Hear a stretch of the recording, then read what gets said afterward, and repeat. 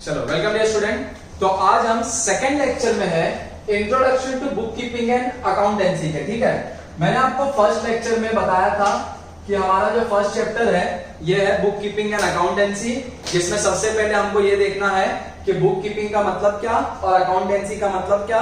तो first chapter जो हमारा होगा, मैंने बताया था कि थ्योरी बेस ही होगा। ठीक है, सेकंड चैप्टर से हम क्वेश्चन सॉल्व करेंगे। ठीक है, तो फर्स्ट चैप्टर में हमको सबसे पहले मैंने बताया था बुक कीपिंग का मतलब देखेंगे, बाद में देखेंगे अकाउंटेंसी का मतलब क्या होता है। तो फर्स्ट लेक्चर में हमने क्या क्या देखा था, इंट्रोडक्शन देखा था बुक कीपिंग का, जिसमें कि मैंने आपको बताया था कि बुक कीपिंग का मतलब होता है डे टू डे ट्रांजेक्शन्स को रिकॉर्ड करना। ठीक है, उसके बाद मैंने बताया था कि जितने बिजनेस ऑर्गेनाइजेशंस होते हैं ये हमेशा फाइनेंशियल ट्रांजेक्शन्स करते रहते हैं, जैसे कि फाइनेंशियल ट्रांजेक्शन में होता है परचेज, या होता है सेल, या होता है पेमेंट, या होता है रिसीव। ये सारे ट्रांजेक्शन्स को याद रखना बिजनेसमैन के लिए पॉसिबल नहीं होता है। तो बिजनेसमैन ट्रांजेक्शन्स को रिकॉर्ड करता है अपने बुक्स में, और इसे रिकॉर्ड करने को बोलते हैं बुक कीपिंग। और बिजनेसमैन ट्रांजेक्शन को बुक में क्यों रिकॉर्ड करके रखता है, तो फ्यूचर के लिए। फ्यूचर में वो क्या प्रिपेयर करता है, फाइनेंशियल स्टेटमेंट, जिससे कि पता चलता है बिजनेसमैन को कि बिजनेस में प्रॉफिट हुआ है, मुनाफा हुआ है, कि बिजनेस में लॉस हुआ है, नुकसान हुआ है। तो इसके लिए बिजनेसमैन प्रिपेयर करते हैं फाइनेंशियल स्टेटमेंट, और उसके हिसाब से डिसीजन लेते हैं कि प्रॉफिट हुआ होगा तो डिसीजन लेते हैं बिजनेस को और बढ़ाने का, और अगर नुकसान हुआ होगा तो डिसीजन लेते हैं कि जिस कारण से नुकसान हुआ उस कारण को हटाने का। ठीक है, फिर हमने देखा था beginning of the book keeping. Book keeping आया कब से, तो एशियन टाइम से आया हुआ है। जो कौटिल्य था, मतलब कि चाणक्य, जब चंद्रगुप्त मौर्य का शासन था, रिजीम था, वो टाइम पे उन्होंने लॉन्च किया था अर्थशास्त्र, जिसमें अर्थ का मतलब था मनी, शास्त्र का मतलब था कि साइंस। तो चाणक्य के हिसाब से, कौटिल्य के हिसाब से, कि पहले से ही पैसे के रिलेटेड जो भी मैटर्स होते हैं, ट्रांजेक्शन्स होते हैं, फाइनेंशियल ट्रांजेक्शन्स, उसको प्रॉपर्ली रिकॉर्ड करना एक नियम के अनुसार। साइंस का मतलब होता है कि रूल जो कि हर जगह पे फॉलो होता है। और अर्थशास्त्र को आगे चल के और भी नाम दिया गया, देसीनामा या बहीकथा या किड, जिसको आज हम क्या बोलते हैं कि बुक कीपिंग। उसके बाद लास्ट में देखा था meaning of the book keeping. Book keeping का मतलब क्या होता है, तो सिस्टमैटिक रिकॉर्ड करना day to day business transaction, मतलब बिजनेसमैन जो भी ट्रांजेक्शन रोज रोज करता है अपने बिजनेस में, उसको रिकॉर्ड करने को बोलते हैं बुक कीपिंग। और आगे मैंने बताया था कि बुक कीपिंग एक आर्ट होता है, मतलब एक कला है, और ये क्या होता है, आर्ट एंड साइंस। मतलब जो भी बुक कीपर, मतलब जो अकाउंटेंट होता है, जो ट्रांजेक्शन्स को रिकॉर्ड करता है बुक में, एक तो उसके पास कला है ट्रांजेक्शन्स को रिकॉर्ड करने का, दूसरा वो एक नियम के अनुसार ट्रांजेक्शन्स को रिकॉर्ड करता है बुक के अंदर। कैसे भी रिकॉर्ड करेगा तो नहीं चलेगा। ठीक है, उसके बाद बिजनेसमैन या जो बुक कीपर या जो अकाउंटेंट है, डेट वाइज ट्रांजेक्शन को रिकॉर्ड करते हैं अपने बुक्स में। ये हमने देखा था लास्ट लेक्चर में। आज हम देखेंगे डेफिनेशन। लास्ट में देखा था मीनिंग, अब हम देखेंगे डेफिनेशन। अब मीनिंग और डेफिनेशन फर्क क्या होता है, तो मीनिंग का मतलब होता है कि कोई भी चीज का मतलब, जैसे बुक कीपिंग का मतलब क्या है, तो वो हो गया उसका मीनिंग। तो हमने देख लिया बुक कीपिंग का मतलब है डे टू डे ट्रांजेक्शन्स को रिकॉर्ड करना, डेट वाइज रिकॉर्ड करना। Book keeper books of accounts में रिकॉर्ड करता है डेट वाइज ट्रांजेक्शन, उसको हम बोलते हैं बुक कीपिंग। डेफिनेशन मतलब क्या, कि जो एक्सपर्ट्स होते हैं वो लोग डिफाइन करते हैं, मतलब वो लोग बताते हैं अपने शब्दों में कि एक्चुअल में बुक कीपिंग का मतलब क्या। तो यहाँ पे बुक कीपिंग का डेफिनेशन किसने लिखा है, तो अकॉर्डिंग टू J.R. बाटली बॉय। अब ऐसे तो बहुत से लोगों ने लिखा है, लेकिन हम यहाँ पे जो देख रहे हैं किसका पढ़ रहे हैं, तो अकॉर्डिंग टू J.R. बाटली बॉय, कि J.R. बाटली बॉय ने क्या बोला है बुक कीपिंग के बारे में, कि इनके अनुसार बुक कीपिंग का मतलब क्या।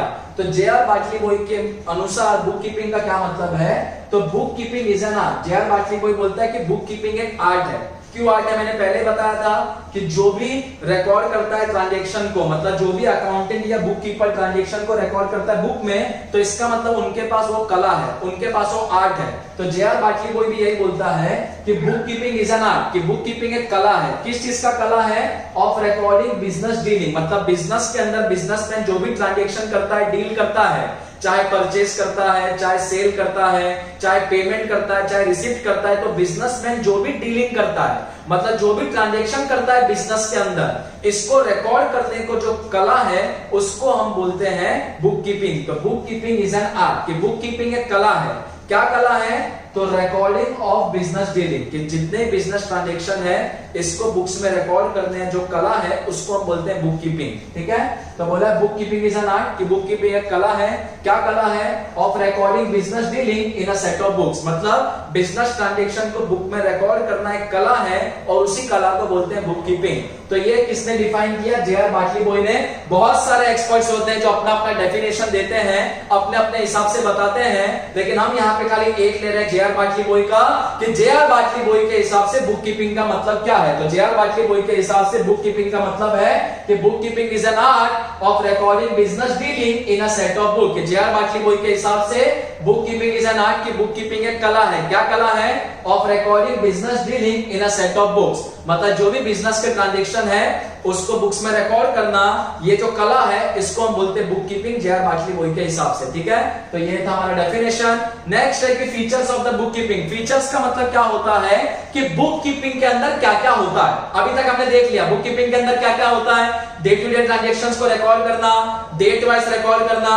उसके बाद बुक कीपिंग एक आर्ट और साइंस है, मतलब जो भी बुक कीपर ट्रांजेक्शन को रिकॉर्ड करता है मतलब उनके पास कला है, और ट्रांजेक्शन को रिकॉर्ड करने का कुछ नियम होता है, इसका मतलब वो साइंस है। ठीक है, जो कि हर जगह पे फॉलो होता है। तो हम देखते हैं फीचर्स ऑफ बुक कीपिंग, कि बुक कीपिंग के अंदर एक्चुअल में क्या क्या होता है। तो पहला point, book keeping is a process of recording business transaction. अपने को पता है कि book keeping is a process, मतलब बुक कीपिंग एक प्रोसेस है, एक कार्य है। क्या कार्य है, क्या प्रोसेस है? तो book keeping is a process of recording business transaction, कि बुक कीपिंग एक प्रोसेस है बिजनेस के ट्रांजेक्शंस को रिकॉर्ड करना, मतलब बिजनेस के अंदर जितने भी ट्रांजेक्शन होते हैं जब बुक कीपर उसको रिकॉर्ड करता है तो उसको बोलते हैं बुक कीपिंग। तो book keeping is a process, कि बुक कीपिंग एक काम है। क्या काम है?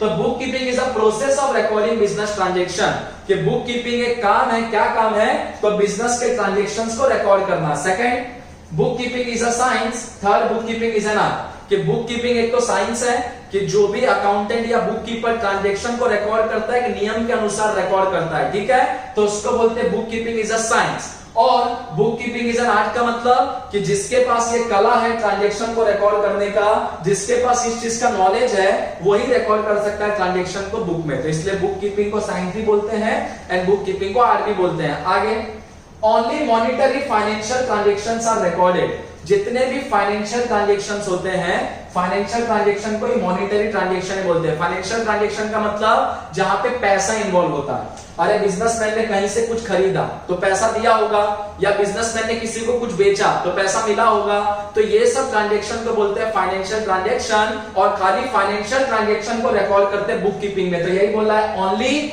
Monetary financial transactions are recorded. जितने भी फाइनेंशियल ट्रांजेक्शन है खाली उसी को रिकॉर्ड किया जाता है बुक कीपिंग में, पैसे की रिलेटेड चीजों को रिकॉर्ड करते हैं, उसके अलावा कुछ भी नहीं। Point number 5, the record of business transactions are prepared for specific period of time से 1 ईयर।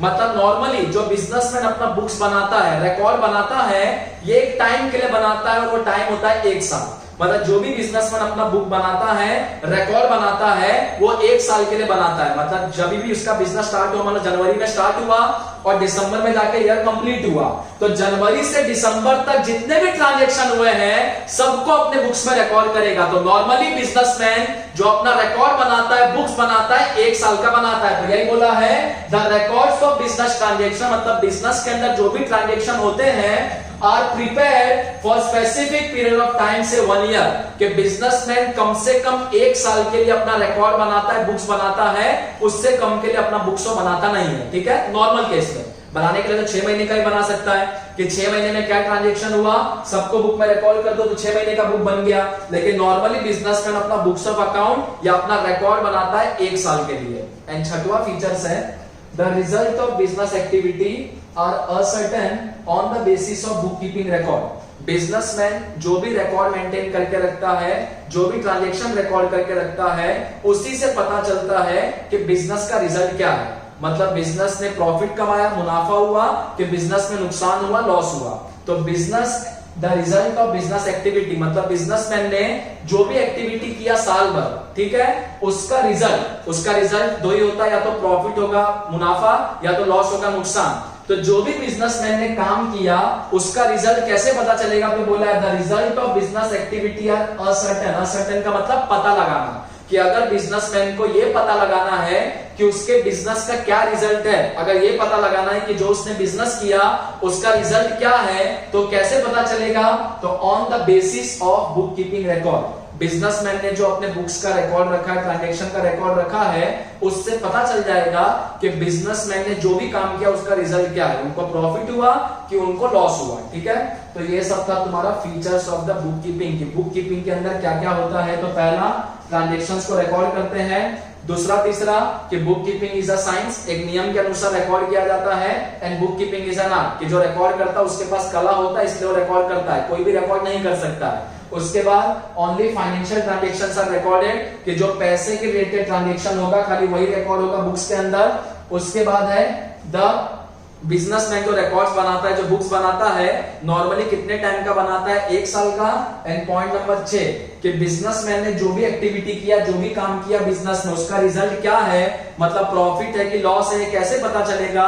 तो जब बिजनेसमैन अपना बुक्स बनाएगा, रिकॉर्ड्स मेंटेन करेगा, उससे पता चल जाएगा बिजनेसमैन को कि बिजनेस में उसको प्रॉफिट हुआ है, मुनाफा हुआ है, कि बिजनेस में उसको नुकसान हुआ है। नेक्स्ट है तुम्हारा objectives of book keeping. Objective का मतलब उद्देश्य, कि बिजनेसमैन क्या उद्देश्य से, क्या ऑब्जेक्टिव से ये अकाउंट्स को मेंटेन करता है, ट्रांजैक्शंस को रिकॉर्ड करता है। तो देखो पहला ऑब्जेक्टिव क्या है, पहला उद्देश्य क्या है?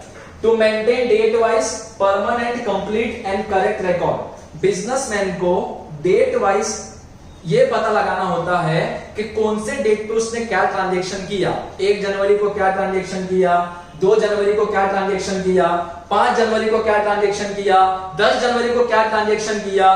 तो डेट वाइज बिजनेसमैन को ट्रांजैक्शन पता करना होता है कि कौन से डेट पे उसने क्या ट्रांजैक्शन किया, कितना ट्रांजैक्शन किया, जिसको बोलते हैं कंप्लीट ट्रांजैक्शन, एंड करेक्ट, कि सही ट्रांजैक्शन। तो बिजनेसमैन अपना ट्रांजैक्शन को रिकॉर्ड क्यों करता है? ताकि कभी भी वो अपने बुक को उठाए और बुक में देख सके कि कौन से डेट को उसने कितना ट्रांजैक्शन किया था और कैसे किया था। तो बुक कीपिंग का पहला उद्देश्य होता है to maintain date wise. Businessman date wise record रखना चाहता है, permanent, complete and correct record of the business transaction. हर बिजनेसमैन चाहता है कि जो भी वो ट्रांजैक्शन किया है उसने बिजनेस में, उसको डेट वाइज कंप्लीट, कि कौन से डेट पे कितना ट्रांजैक्शन किया। 1 तारीख को 10 ट्रांजैक्शन किया, वो 10 ट्रांजैक्शन उसके बुक्स में होना चाहिए और करेक्ट होना चाहिए। मतलब परचेज किया तो परचेज ही रिकॉर्ड होना चाहिए, नहीं कि परचेज किया और सेल रिकॉर्ड कर दिया, या सेल किया तो सेल ही रिकॉर्ड होना चाहिए, नहीं कि सेल किया तो परचेज रिकॉर्ड कर दिया। तो बिजनेसमैन बुक कीपिंग क्यों मेंटेन करता है, बुक्स में ट्रांजैक्शन क्यों रिकॉर्ड करता है? ताकि उसके पास डेट वाइज कंप्लीट और करेक्ट ट्रांजैक्शन का रिकॉर्ड रहे उसके बुक्स में। तो पहला उद्देश्य होता है बुक कीपिंग का to maintain date wise permanent, complete and correct record of the business transaction. मतलब बिजनेसमैन जो भी ट्रांजैक्शन करता है बिजनेस में, वो डेट वाइज उसके पास रहे, कंप्लीट रहे और करेक्ट रहे। इसके लिए बिजनेसमैन ट्रांजैक्शंस को रिकॉर्ड करता है अपने बुक्स में पूरा कंप्लीट। मतलब जिस डेट पे जो जितना भी ट्रांजैक्शन किया सबको रिकॉर्ड करेगा और करेक्टली रिकॉर्ड करेगा। मतलब जो ट्रांजैक्शन था, पेमेंट किया तो पेमेंट रिकॉर्ड करेगा, रिसिप्ट हुआ तो रिसिप्ट रिकॉर्ड करेगा। ठीक है। सेकंड, दूसरा उद्देश्य क्या है? टू फाइंड द प्रॉफिट और लॉस इन द बिजनेस। मैंने बताया बिजनेसमैन क्यों रिकॉर्ड करता है ट्रांजैक्शन को बुक में, क्योंकि ईयर के एंड में वो प्रिपेयर करता है फाइनेंशियल स्टेटमेंट। क्या प्रिपेयर करता है? Financial statement. अरे बिजनेसमैन साल भर ट्रांजैक्शन को बुक में रिकॉर्ड करता है, अकाउंटेंट रिकॉर्ड करता है, और साल के अंत में, ईयर के एंड में वो क्या बनाता है? Financial statement. Financial statement, financial statement उनको 2 चीज बताता है। पहला कि साल भर में उन्होंने जो बिजनेस किया उससे उनको प्रॉफिट हुआ कि उससे उनको लॉस हुआ।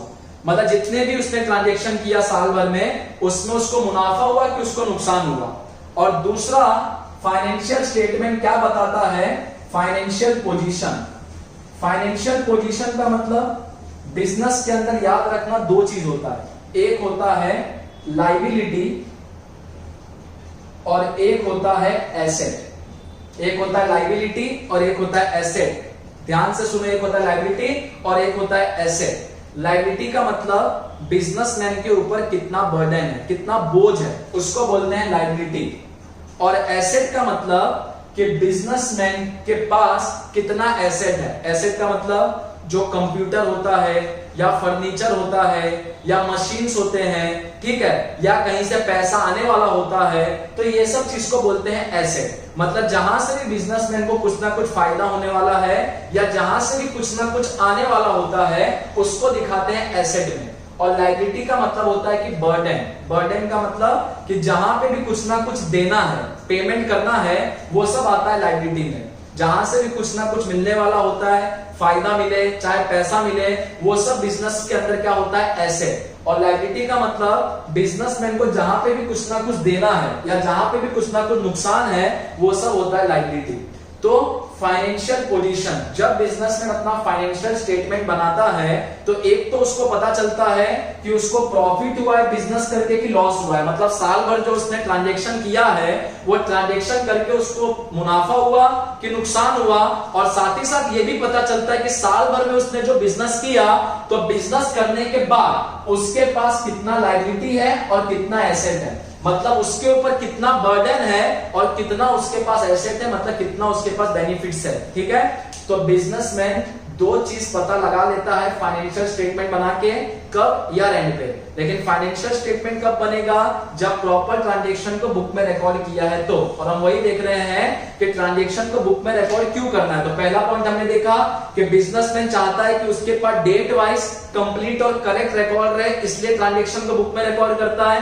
दूसरा पॉइंट हमने देखा, बिजनेसमैन ये पता लगाना चाहता है कि बिजनेस में उसको प्रॉफिट हुआ कि लॉस हुआ, इसलिए वो ट्रांजैक्शन को बुक में रिकॉर्ड करता है। और तीसरा पॉइंट में क्या बताया है, to know the financial position of the business. To know the financial position of the business. Businessman को यह भी जानना होता है कि उसके बिजनेस का फाइनेंशियल पोजीशन क्या है। फाइनेंशियल पोजीशन का मतलब कि उसके ऊपर कितना लायबिलिटी है, कितना बर्डन है और उसके पास कितना एसेट है, मतलब कितना उसके फायदा है, कितना उसके पास प्रॉपर्टी है या कहां से उसके पास पैसा आने वाला है, ये सब तो बोलते हैं एसेट। तो बिजनेसमैन को अगर जानना है कि उसको प्रॉफिट हुआ कि लॉस, या बिजनेसमैन को जानना है कि उसका फाइनेंशियल पोजीशन क्या है, तो इसके लिए बिजनेसमैन को क्या बनाना होगा, फाइनेंशियल स्टेटमेंट। और फाइनेंशियल स्टेटमेंट कब बनेगा, जब वो ट्रांजैक्शन को रिकॉर्ड करेगा प्रॉपर्ली। तो ट्रांजैक्शन को क्यों रिकॉर्ड करना है प्रॉपर्ली, सेकंड ऑब्जेक्टिव है कि बिजनेसमैन को जानना होता है प्रॉफिट या लॉस, इसलिए वो ट्रांजैक्शन को रिकॉर्ड करता है प्रॉपर्ली बुक्स में। एंड तीसरे पॉइंट में बताया बिजनेसमैन को जानना होता है फाइनेंशियल पोजीशन की कितना उसके पास लायबिलिटी है एंड कितना उसके पास एसेट है, तो इसलिए वो ट्रांजैक्शन को बुक में रिकॉर्ड करके रखता है। चौथा point, to know the exact amount due from debtor and exact amount payable to creditor। अब यहाँ पे दो नया शब्द है, आपने आज तक कभी नहीं देखा होगा, डेटर और क्रेडिटर। ठीक है, ये क्या है, एग्जांपल लेते हैं। मिस्टर राम क्लोथ्स का दुकान खोला है, ठीक है, क्लोथ्स का दुकान खोला है तो पहले क्लोथ्स लाके दुकान में रखना होगा। तो मान लेते हैं मिस्टर राम ने परचेस किया, खरीदा, किससे खरीदा, मिस्टर एक्स से। ठीक है, कितने का खरीदा, तो मान लेते हैं 10,000 का। मिस्टर राम ने 10,000 का कपड़ा खरीदा, 10,000 रुपया मिस्टर एक्स को दे दिया, कहानी खत्म। कपड़ा आ गया मिस्टर राम के पास, मिस्टर राम ने 10,000 रुपया मिस्टर एक्स को दे दिया। मान लो मिस्टर राम के पास पैसा नहीं था, मिस्टर राम ने मिस्टर एक्स को क्या बोला, कपड़ा दो, पैसा 2 महीने बाद लेना। मिस्टर राम को कपड़ा मिल गया, लेकिन मिस्टर राम ने अभी तक ये 10,000 का पेमेंट नहीं किया।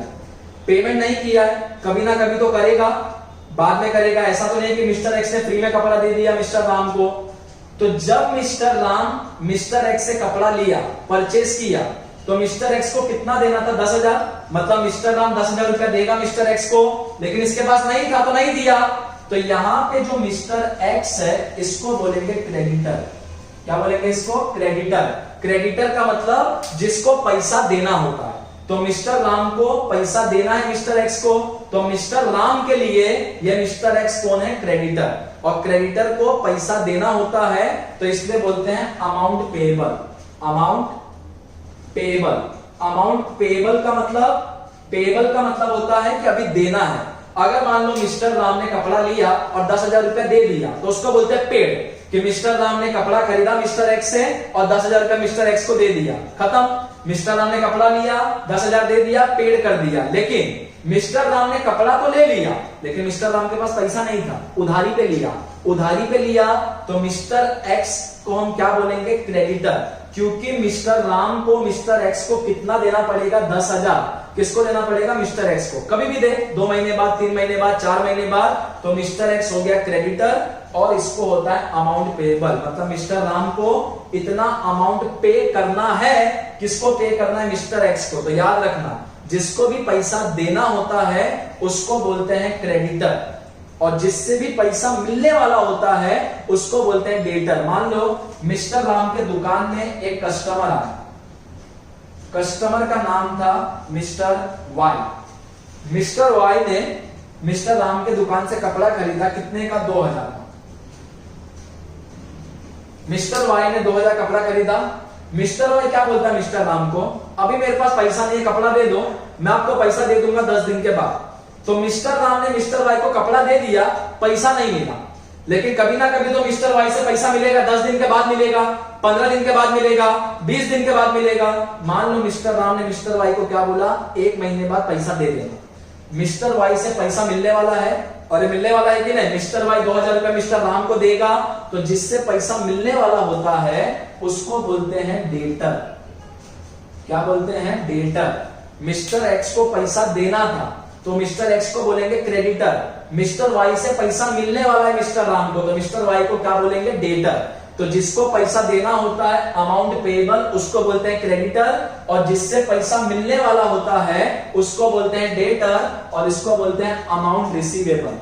Amount receivable. अमाउंट रिसीवेबल का मतलब कि ये 2,000 रुपया मिलने वाला है, मतलब मिस्टर राम को 2,000 मिलने वाला है। तो मिलने वाला है तो अमाउंट रिसीवेबल किससे मिलने वाला है? मिस्टर वाई से, तो मिस्टर वाई को बोलेंगे डेटर।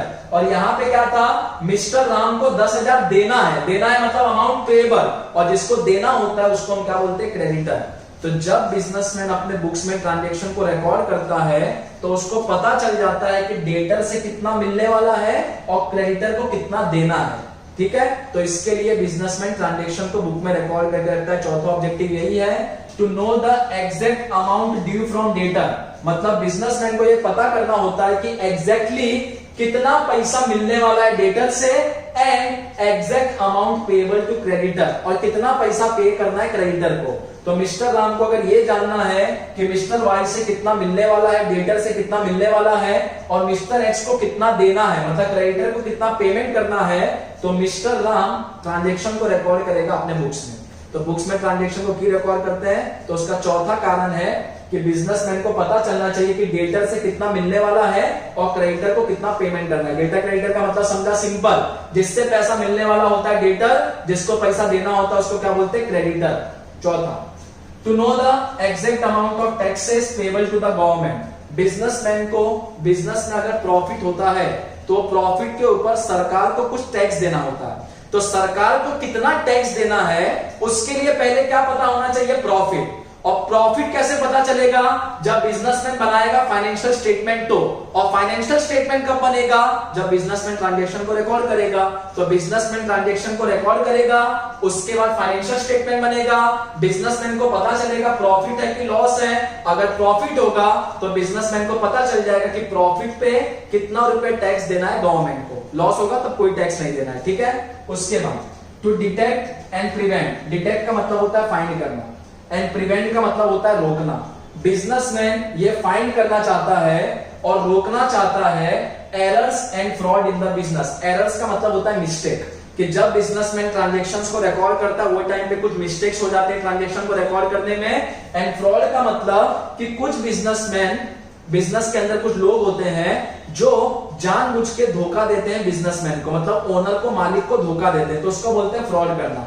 एरर का मतलब होता है गलती से हो गया, फ्रॉड का मतलब होता है जानबूझ के किया। ठीक है, तो बिजनेसमैन को अगर पता लगाना है कि बिजनेस में कितना एरर है या बिजनेस में कितना फ्रॉड है, पता भी लगाना है और रोकना भी है कि आगे चल के एरर या फ्रॉड ना हो, तो इसके लिए बिजनेसमैन को ट्रांजैक्शन रिकॉर्ड करना होगा बुक्स के अंदर। तो बिजनेसमैन ट्रांजैक्शन को बुक्स के अंदर रिकॉर्ड क्यों करेगा? तो और एक कारण ये है कि बिजनेसमैन एरर एंड फ्रॉड को रोकना चाहता है, डिटेक्ट करना चाहता है, प्रिवेंट करना चाहता है, पता लगाना चाहता है कि बिजनेस में कितना एरर एंड फ्रॉड है और उसको रोकना चाहता है कि आगे चल के एरर या फ्रॉड ना हो।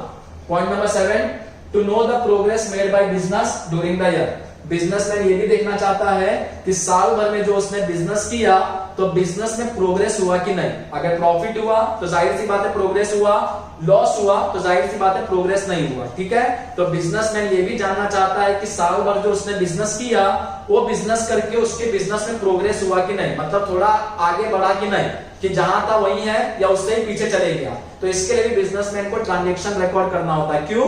प्रोग्रेस कैसे पता चलता है? फाइनेंशियल स्टेटमेंट से।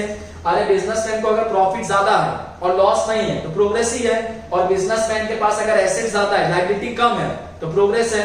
अगर बिजनेसमैन के ऊपर लायबिलिटी ज्यादा है, बर्डन ज्यादा है, मतलब ज्यादा लोगों को पैसा देना है और बिजनेसमैन को लॉस हो रहा है, मतलब बिजनेस में प्रोग्रेस नहीं किया। ठीक है, तो ये 7 ऑब्जेक्टिव्स होता है बुक कीपिंग का कि बिजनेसमैन ट्रांजैक्शन को बुक में क्यों रिकॉर्ड करता है। ये 7 कारण के वजह से। एक, उसको पूरा कंप्लीट एंड करेक्ट रिकॉर्ड चाहिए होता है ट्रांजैक्शन का।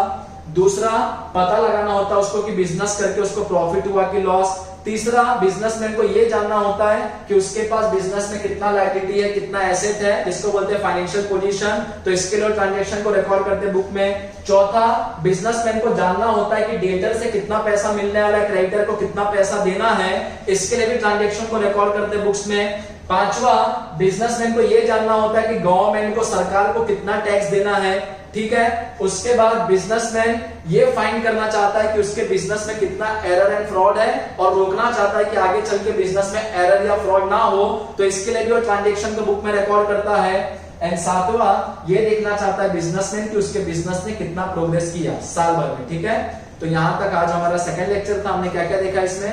पहले डेफिनेशन, जे.आर. बाटली बॉय ने डिफाइन किया कि बुक कीपिंग का मतलब क्या। तो बाटली बॉय बोलता है book keeping is an art of recording business dealing in a set of book. बाटली बॉय बोलता है, जे.आर. बाटली बॉय, कि बुक कीपिंग एक कला है बिजनेस के अंदर के डीलिंग्स को, ट्रांजैक्शन को रिकॉर्ड करना बुक्स के अंदर। फिर हमने फीचर्स देखा कि बुक कीपिंग के अंदर क्या क्या होता है। तो बुक कीपिंग का पहला फीचर्स था कि ट्रांजैक्शन को रिकॉर्ड करने को बोलते हैं बुक कीपिंग। उसके बाद book keeping art and science है कि जो भी ट्रांजैक्शन को रिकॉर्ड करता है उसके पास कला है, इसके लिए रिकॉर्ड करता है और एक नियम के अनुसार रिकॉर्ड करता है, जिसको कि बोलते हैं book keeping is a science. उसके बाद खाली फाइनेंशियल ट्रांजैक्शन, मतलब पैसे के रिलेटेड चीजों को रिकॉर्ड किया जाता है बुक कीपिंग में। उसके बाद नॉर्मली जो बुक कीपर होता है, अकाउंटेंट होता है, बिजनेसमैन होता है, एक साल के लिए बुक्स मेंटेन करता है, मतलब ट्रांजैक्शन को, पूरे साल भर के ट्रांजैक्शन को रिकॉर्ड करता है अपने बुक्स में।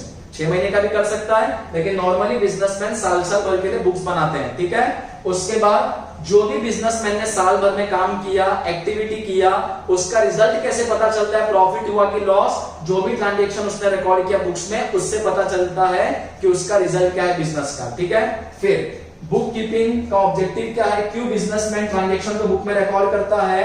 तो सबसे पहले बिजनेसमैन चाहता है कि उसके पास डेट वाइज कंप्लीट और करेक्ट ट्रांजैक्शंस का डिटेल रहे। ठीक है, कभी भी वो निकाल के देख सके कि कौन से डेट को क्या ट्रांजैक्शन किया था, इसके लिए रिकॉर्ड करते हैं ट्रांजैक्शन को बुक में। दूसरा, बिजनेसमैन को यह पता लगाना होता है कि साल भर में उसने प्रॉफिट हुआ बिजनेस में कि उसको लॉस हुआ, और यह पता लगाना होता है कि उसके बिजनेस का फाइनेंशियल पोजीशन क्या है, कि कितना उसके बिजनेस में लायबिलिटी है, मतलब कितना उसके ऊपर बर्डन है, और कितना उसके बिजनेस में एसेट है, मतलब कितना उसके पास प्रॉपर्टी है, कहां कहां से पैसा आने वाला है। तो ये जानने के लिए प्रॉफिट एंड लॉस है, बिजनेस में प्रॉफिट है कि लॉस है, या लायबिलिटी है कि एसेट है, इसके लिए बिजनेसमैन को बनाना होता है फाइनेंशियल स्टेटमेंट। और फाइनेंशियल स्टेटमेंट कब बनेगा, जब बिजनेसमैन ट्रांजैक्शन को बुक में रिकॉर्ड करेगा।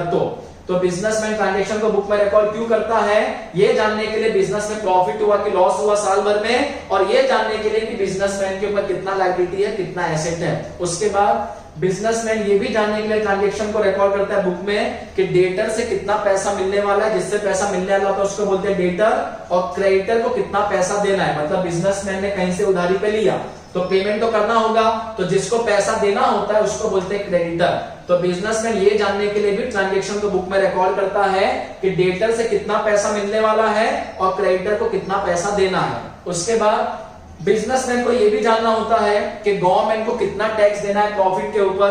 तो प्रॉफिट कैसे निकलेगा, जब वो बनाएगा फाइनेंशियल स्टेटमेंट तब, और फाइनेंशियल स्टेटमेंट कब बनेगा, जब वो ट्रांजैक्शंस को बुक में रिकॉर्ड करेगा तब। ठीक है, उसके बाद to detect and prevent error and fraud. Business में एरर्स भी होते हैं, मिस्टेक भी होते हैं, और बिजनेस के अंदर कुछ लोग फ्रॉड भी करते हैं। तो बिजनेसमैन ये चाहता है फाइंड करना कि बिजनेस में कहां कहां पे एरर है, मिस्टेक है, और कौन कौन फ्रॉड कर रहा है, और बिजनेसमैन इसको रोकना चाहता है। तो इसके लिए भी वो बनाता है, अपने ट्रांजैक्शन को रिकॉर्ड करता है बुक्स में, ताकि एरर कम से कम हो और फ्रॉड भी कम से कम हो। उसके बाद बिजनेसमैन ये भी जानना चाहता है कि साल भर में बिजनेस करके उसने कितना प्रोग्रेस किया बिजनेस में। इसके लिए भी वो ट्रांजैक्शन को रिकॉर्ड करता है अपने बुक्स ऑफ अकाउंट्स में, ताकि ये पता लगा सके कि साल भर में उसने कितना प्रोग्रेस किया, उसको प्रॉफिट हुआ कि लॉस हुआ, प्रॉफिट हुआ तो कितना ज्यादा प्रॉफिट हुआ। ठीक है, तो ये सब उद्देश्य होता है बुक्स में ट्रांजैक्शन को रिकॉर्ड करने का।